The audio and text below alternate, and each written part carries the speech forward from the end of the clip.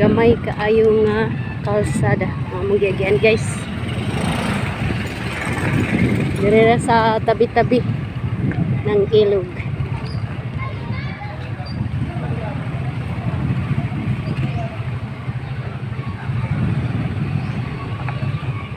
Shout out there sa amuang followers tanan. Especially Idol Miles.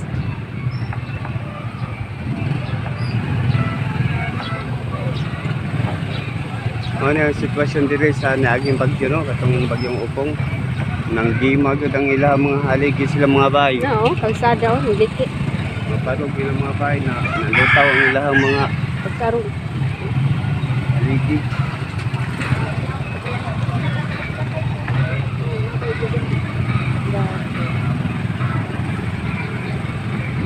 So dito tayo lusot sa diversion. Ano yung diversion din, mayo ka. Bigani kay wa maipit na ilang sa kandari.